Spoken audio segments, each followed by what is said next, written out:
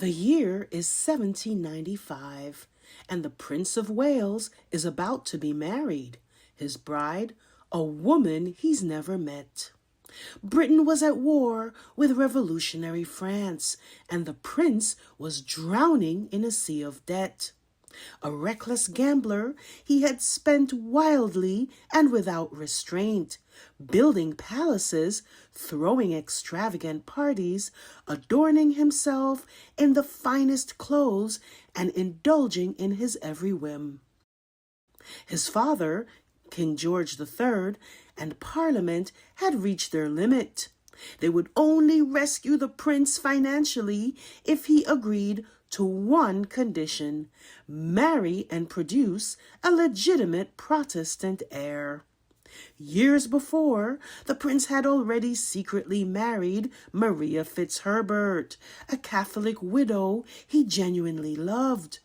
But this union was illegal under the Royal Marriages Act and could never be acknowledged.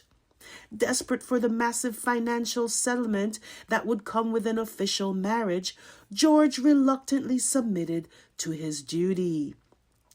Enter Caroline of Brunswick, his first cousin and daughter of the Duke of Brunswick. She was selected not for any particular compatibility or virtue, but because she was available, Protestant, and of suitable royal blood. What the prince's advisors failed to adequately communicate, or perhaps they didn't know it themselves, was that Caroline had grown up in a far less formal German court, where standards of personal hygiene and social refinement differed considerably from the exacting expectations of the English court. Caroline arrived in England in April 1795.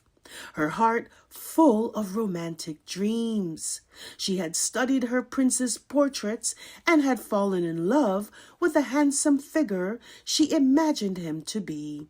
She was eager, hopeful, desperately in love with the idea of her future husband and her new life as Princess of Wales. Their first meeting was an unmitigated disaster.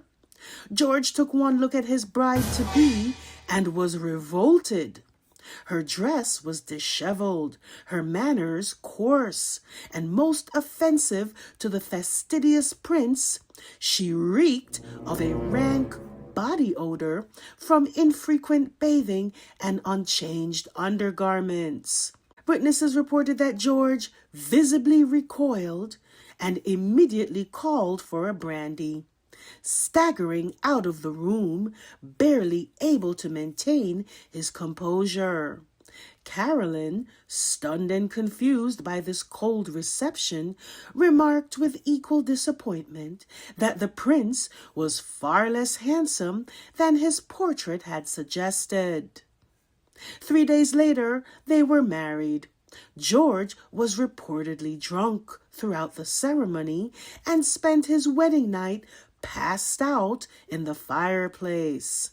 By some miracle, they conceived their only child, Princess Charlotte.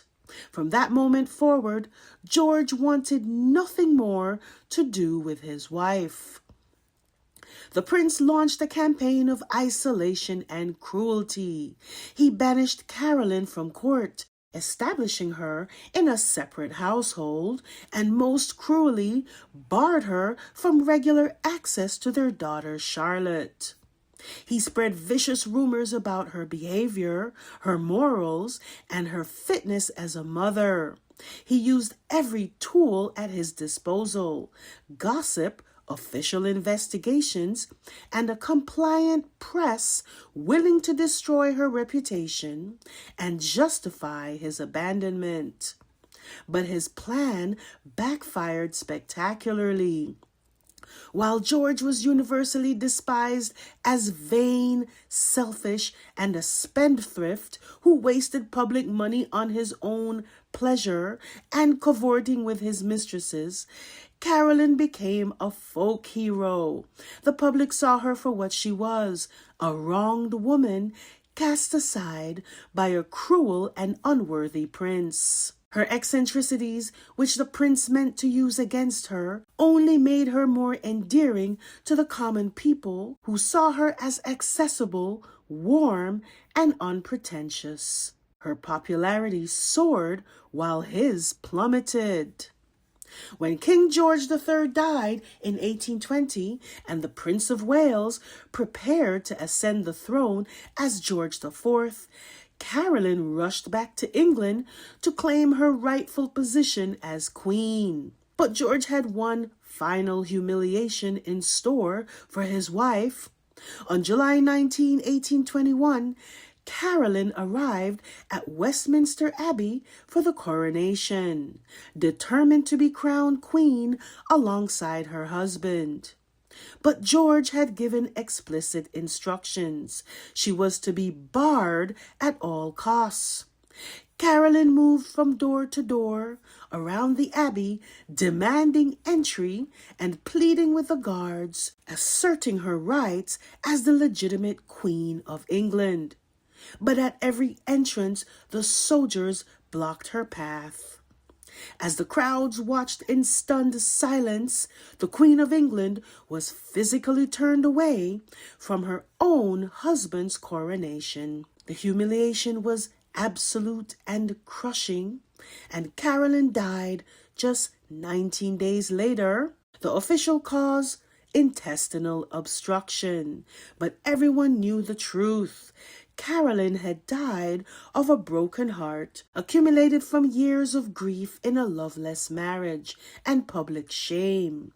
She was 53 years old. Before her death, she gave one final instruction, that on her coffin the words be inscribed, "Here lies Caroline of Brunswick, the injured Queen of England." And thus the chapter passed through history, little more than a lost footnote, remembered by a few, as one of the many public moral failures of the British monarchy.